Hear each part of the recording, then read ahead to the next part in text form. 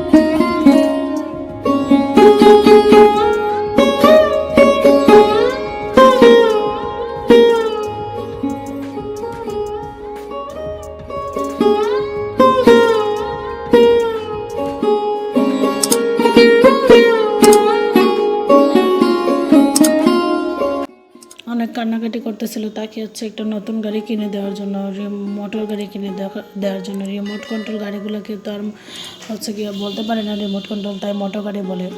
তার গাড়িটা তো সে গিয়ে ভেঙে ফেলছে, এখন কি করবে। একটা বন্দুক আর এই যে এই যুদ্ধ বিমানটা ছিল ওর বাবার ছোটোবেলার।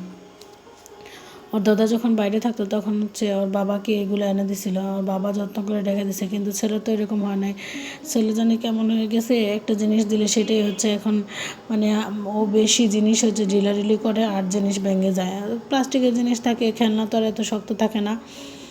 অনেক ইয়ে থাকে। তারপর হচ্ছে ওর কান্না দেখে চলে গেলাম পাশের বাসার সামনে হচ্ছে একটা দোকান আছে, সেই দোকান থেকে গিয়ে হচ্ছে নতুন 4টা ব্যাটারি নিয়ে আসছিলাম।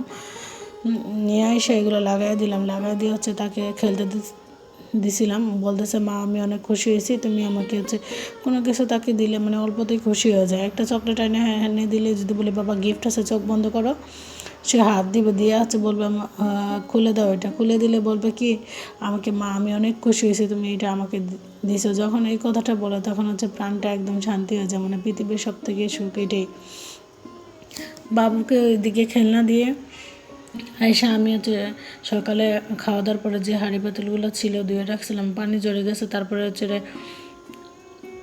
রেখে রেখে দিলাম সবগুলো আস্তে আস্তে তুলে, কারণ আবার দুপুরের সময় হয়ে যাইতেছে, রান্নাবান্না শুরু করা লাগবে, কুটা বাস্তা করা লাগবে। এগুলা গোছায় চলে গেছিলাম কাপড় ধুইতে, যে আবার ওই যে খেলনা রেখে বাবুও চলে আসে, এসে বলতেছে মা আসো আসো, মানে একটা সেকেন্ড থাকে না, ও হচ্ছে গিয়া এইটা ধরবে ওইটা ধরবে, ওর কারণেও হচ্ছে করতে পারি না। গতকালকে হচ্ছে আপনাদের ব্লগ শেয়ার করতে পারি নাই, কারণ এত ব্যস্ত ছিলাম আর আমার ক্লাস ছিল, সময় বের করতে পারি নাই, তাই হচ্ছে আর ব্লগ করা হয় নাই। আজ